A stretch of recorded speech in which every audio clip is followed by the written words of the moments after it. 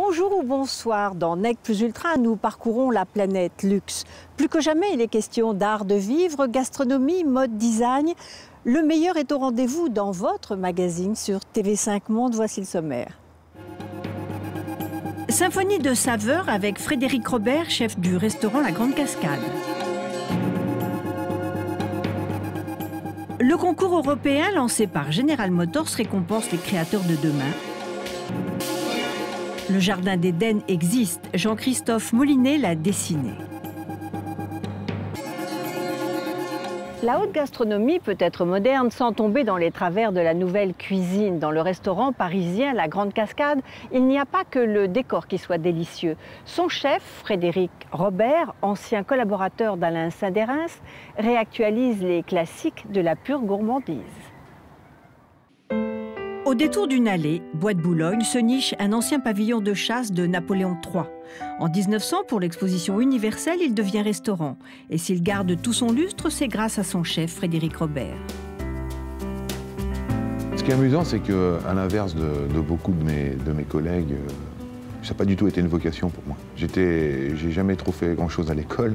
Et arrivé à 18 ans, mes parents étaient bien embarrassés pour trouver une voie professionnelle.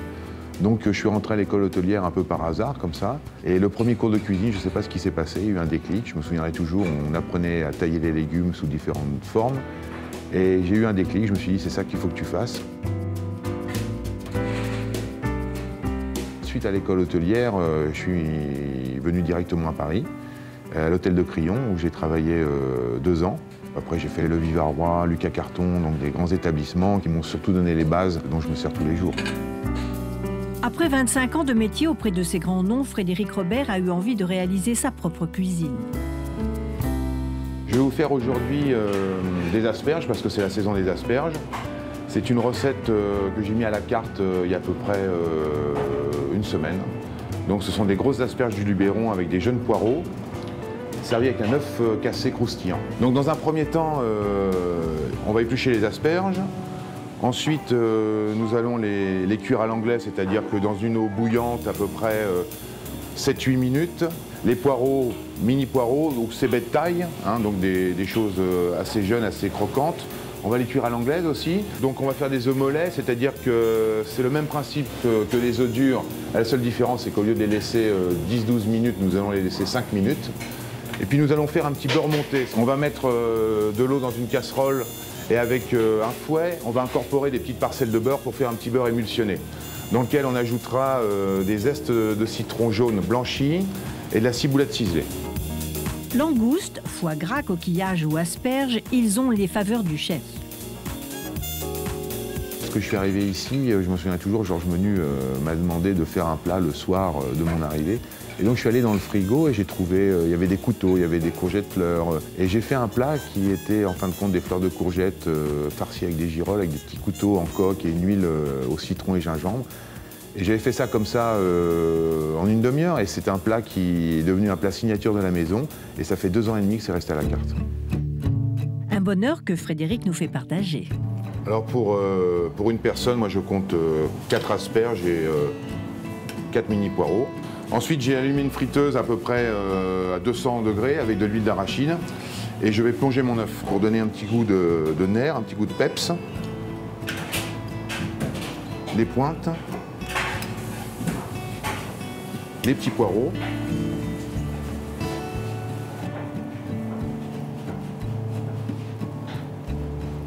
Et je vais rajouter un petit peu de beurre autour.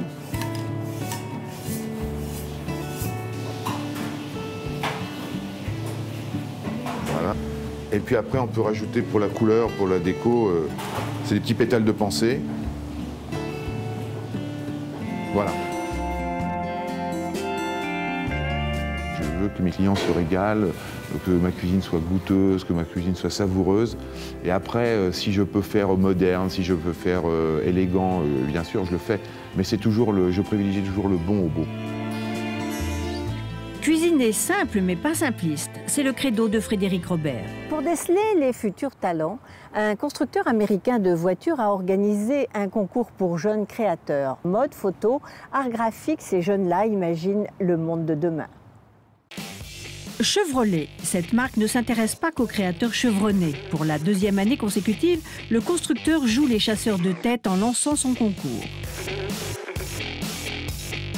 Ce concours s'adresse aux étudiants des écoles d'art de toute l'Europe. Une Europe de la création bien vivante. La France y trouve largement sa place et chacun y trouve son intérêt.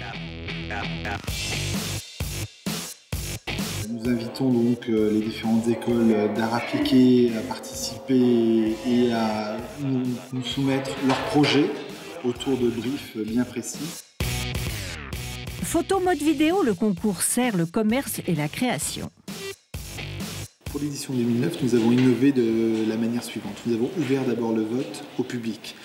Pour la première fois, nous avons soumis les créations, notamment en matière de vidéo et en matière de photos, au vote du public. Nous avons créé un mini-site et pendant une durée d'environ une semaine, l'internaute a pu exprimer et sélectionner la vidéo ou la photo de son choix. Autre innovation, nous avons ouvert le vote aux médias en invitant et en conviant les médias donc, dans cette galerie à la rendre directe pour découvrir de manière plus directe les créations 2009, que ce soit en matière de photos ou en matière de mode, et apprécier donc les supports qui nous ont été soumis pour l'édition 2009. Côté mode, le défi était de concevoir la tenue des hôtesses pour les prochains salons internationaux. Les jurés ont été bluffés par ces étudiants. Je les trouve drôlement mûrs, en fait, parce que je ne savais pas que c'était 17-20 ans. Là, je trouve que non, il y a beaucoup de créativité et beaucoup d'humour aussi, je trouve. C'est exactement ce qu'il faut, je trouve, à la fois pour la marque, pour se faire une idée un peu de l'image qu'elle a auprès des jeunes, enfin auprès de la clientèle, et pour les jeunes pour découvrir un peu l'automobile d'une façon différente, s'intéresser, s'investir. Pour eux, professionnellement, c'est une bonne expérience, que sa vocation est appliquée, donc c'est très bien.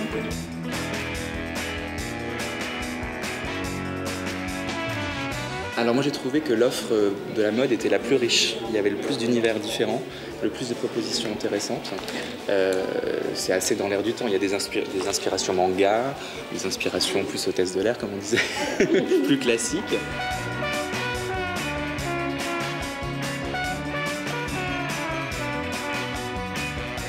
Les photos, c'est toujours un exercice assez particulier, sympa parce que justement, je crois que le thème, en dehors de réunir tous les critères de la marque Chevrolet, c'était de surprendre, d'innover. Il y a quelques photos qui sont allées dans ce sens-là et qui en plus techniquement étaient parfaites.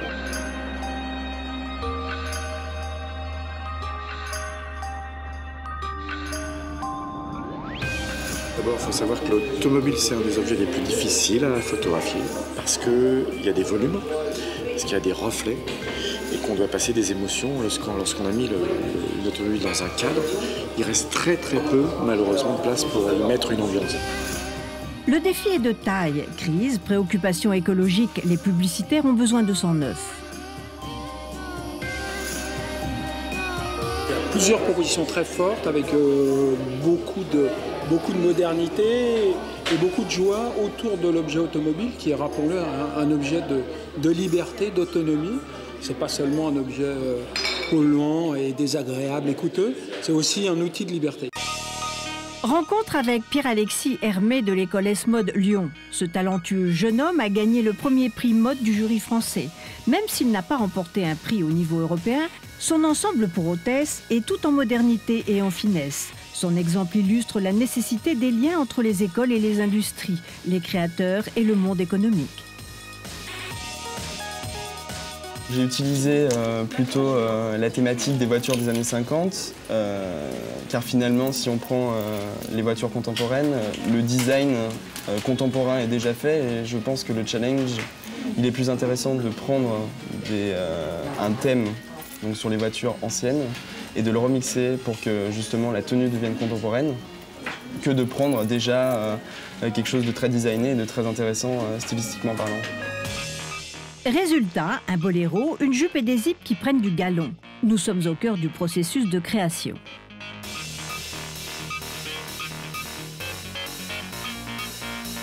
Le principal problème que j'ai eu au niveau du prototype, ça a été le choix des matières, c'est-à-dire qu'il fallait qu'elle respecte le cahier des charges, qui était, lui, d'avoir des matières qui soient à la fois agréables à porter, avec de la tenue et ayant un prix de revient raisonnable. Donc du coup, j'ai utilisé donc, pour la jupe un lainage très fin pour qu'il y ait un beau galbe au niveau des fesses et des hanches. Au niveau de la veste, donc j'ai utilisé un serge laine qui a l'avantage d'avoir un bon maintien, mais qui est agréable à porter et surtout qui ne tient pas chaud. Toujours le leitmotiv des zips, trompe-l'œil. Et donc vous pouvez voir tout le jeu de surpiqûre, toujours discret et chic. En photo, 2 étudiants des Gobelins ont remporté le 2e prix européen. Ce qu'on voulait mettre en avant avec cette idée, c'est le côté amusant et ludique de la petite citadine en fait. Après, c'est vrai qu'on colle peut-être pas au brief de départ, mais bon, apparemment l'idée a plu et peut-être que justement ça peut pourquoi pas faire changer un peu les mentalités au niveau de la publicité automobile. On s'est dit qu'il y avait une petite prise de risque, mais vu que c'était une idée créative qui s'était partagée un peu de ce qui se fait dans l'automobile, on s'est dit que ça valait le coup quand même. Côté vidéo, c'est une équipe de Français qui remporte le 1er prix européen. Le thème était imposé. Il fallait montrer avec humour comment un consommateur peut acheter malin. Nous, on ne voit pas que c'est une machine, on se demande qu'est-ce qu'il construit au final. Et tout ça pour rien, pour un vieux grille-pain. Et donc voilà, le scénar c'est ça, c'est un bonhomme qui construit tant bien que mal un grille-pain. Et au final, on s'aperçoit que pour le même prix mis, il aurait pu avoir une voiture qui était quand même un peu plus intelligente. Ils sont jeunes, ils sont beaux et ils sont 5. Nos lauréats sont issus de l'école Émile Cole de Lyon. Le concours a vraiment pris de l'ampleur et on espère en tout cas ça va continuer. Ce qui est aussi intéressant pour nous, c'est de voir vraiment, c'est une bonne occasion pour nous de mesurer à quel point les étudiants peuvent déborder d'imagination et de créativité. Filles ou garçons, mode ou photographie, les écoles d'art françaises attirent les étudiants du monde entier. Ça veut dire merci en chinois. Soutenir la création, ouvrir la voie aux stars de demain, le rêve devient réalité. Au glamour d'Hollywood, Jean-Christophe Molinier préfère l'amour des jardins qu'il a élevé au rang d'œuvre d'art. Décidément, son travail et ses paysages nous donnent envie de cultiver notre jardin. C'est un jardin à la française qui ne dit pas son nom. Certes, il obéit aux règles de symétrie et de perspective classiques, mais la nature n'y est pas complètement aux ordres. C'est d'abord un endroit romantique. Nous sommes au Château des Gouttes, la propriété de Monsieur de Vadeville dans l'Yonne. C'est une propriété qui me tient à cœur, car aucun jardin n'avait été créé jusque-là. Et donc je vais vous faire visiter notre création qui se poursuit depuis cette année. L'art du jardin classique culmine sous Louis XIV, mais il flotte ici davantage de liberté.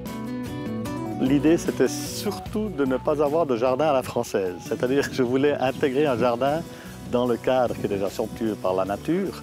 Et nous voulions faire quelque chose de simple et où on se sent bien. Et de fil en aiguille, nous avons essayé de trouver une combinaison entre nature et structure.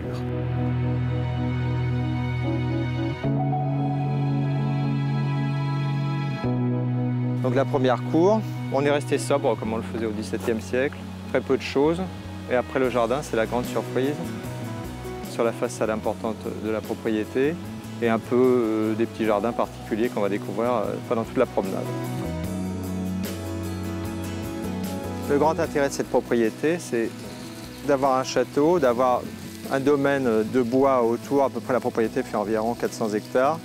2 grands étangs, dont un d'une trentaine d'hectares et un d'une 28 hectares. Quand on est arrivé, il n'y avait que des champs autour et donc l'idée était de recomposer quelque chose autour de tous ces éléments.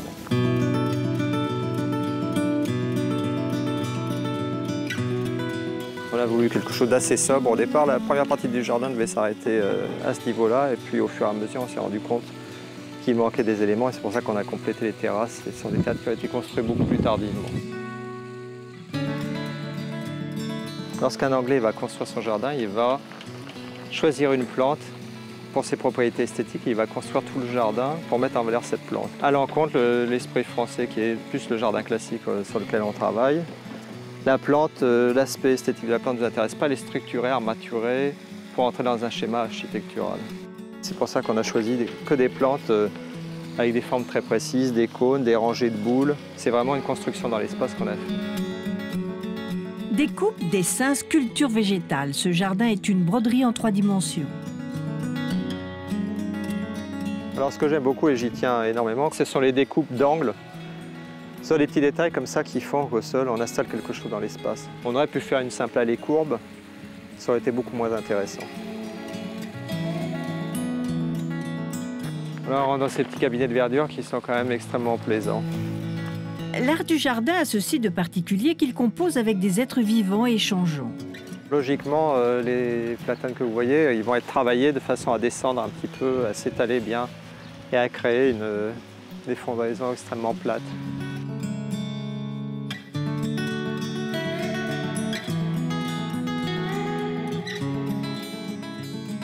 Alors, le jardin a une grande qualité, c'est d'être pas un arbotérium, mais vraiment il y a énormément de très belles pièces dans le domaine du buis et de l'if. Il y a très peu de jardins qui ont un choix. Et encore, ce sont des plantes qui sont à semi-maturité, mais quand elles vont vraiment être formées, ça va devenir quelque chose d'exceptionnel. Qu'est-ce qu'un jardin réussi? Tout est une question de point de vue. Au XVIIe siècle, au XVIIIe siècle, les familles vivaient au premier étage et se retrouvaient au rez-de-chaussée uniquement le personnel. Donc tous les points de vue du jardin étaient pris à cette époque du premier étage. Donc la réinterprétation du jardin classique tel qu'on le fait aujourd'hui et qu'on l'a fait au début du XXe siècle, ça change considérablement l'interprétation du jardin et la vue du jardin. Prendre des libertés avec les règles, c'est sans doute ça, le luxe. La définition du luxe, pour moi, est très proche d'un certain égoïsme, c'est-à-dire de pouvoir personnellement être dans un cadre magnifique qui me plaît énormément, très proche de la nature, très proche de beauté. Et à vrai dire, je vis dans une œuvre d'art qui est dans la nature.